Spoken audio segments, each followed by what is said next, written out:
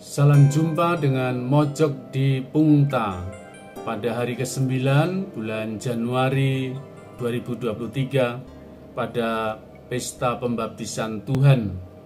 Renungan diambil dari Injil Matius bab 3 ayat 13-17 dengan judul Kepadanyalah Aku Berkenan.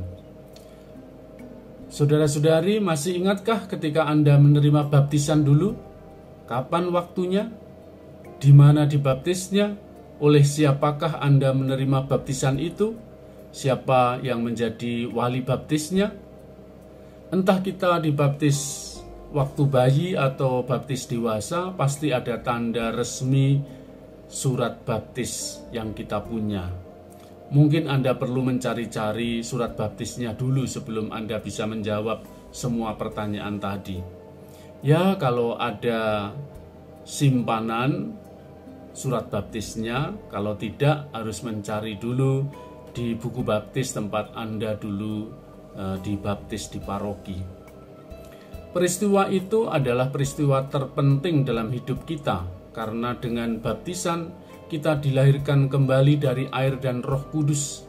Kita diangkat menjadi anak Allah dan dimasukkan langsung dalam gereja kudusnya. Di WA Group, Romo Noto Budyo itu mengomentari ulang tahun kelahiran Romo Vikjen KAS, Romo Edi Purwanto, demikian. Beliau lahir baru 1 hari saya baptis.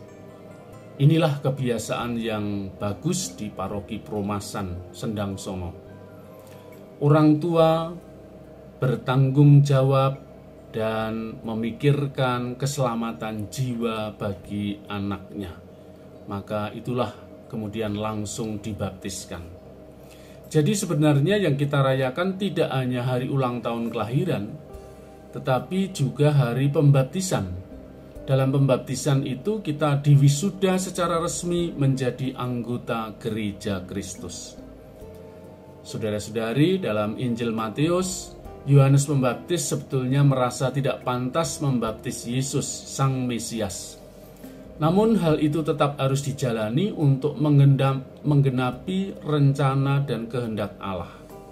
Mereka berdua adalah orang-orang yang taat kepada kehendak Tuhan.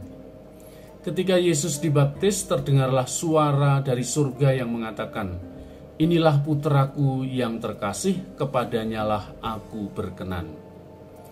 Dalam sabda ilahi itu terungkaplah pernyataan yang sangat mendasar tentang siapakah sebenarnya Yesus, yang sebagai manusia dikenal sebagai orang dari Nazaret itu.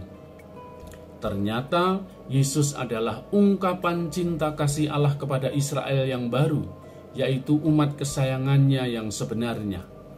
Kasih Allah itu diungkapkan kepada kita manusia dengan membiarkan dirinya dibaptis di Sungai Yordan, sama seperti orang-orang lain. Sebagai manusia, Yesus membiarkan dirinya dibaptis oleh Yohanes. Dengan demikian, ia merendahkan dirinya dan menunjukkan bahwa ia sungguh rela menerima kondisi kita sebagai manusia seutuhnya. Ia lahir di Bethlehem, dibaptis di Sungai Yordan.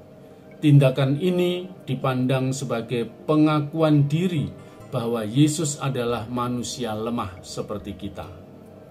Tetapi sekaligus di Sungai Yordan, Yesus juga diakui sebagai putra Allah dan perutusannya sebagai penyelamat.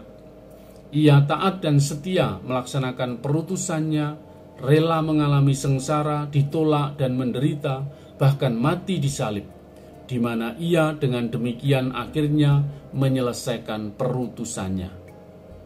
Dengan menerima baptis dari Yohanes di Sungai Yordan, Yesus menyamakan dirinya dengan manusia seutuh-utuhnya, kecuali dalam hal dosa tentu saja. Itulah pelaksanaan kenabiannya yang sempurna.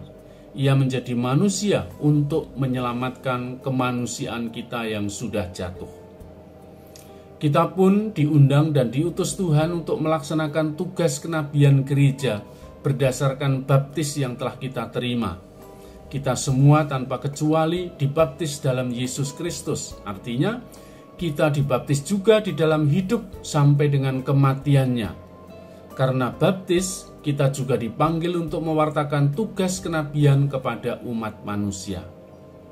Apakah hidup dan tugasku, apapun bentuk dan macamnya, merupakan penghayatan tugas kenabianku sebagai orang yang sudah dibaptis?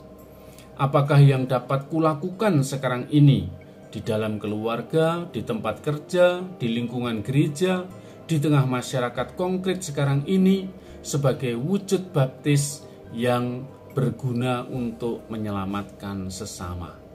Mari kita wujudkan tugas kenabian kita karena kita telah menerima baptisan. Bulan malu bersinar di balik awan-awan, bintang-bintang tak tampak di atas sana. Karena baptisan kita semua diutus Tuhan mewartakan kasih dan damai bagi sesama. Sekian, sampai jumpa. Salam sehat, berkah dalam.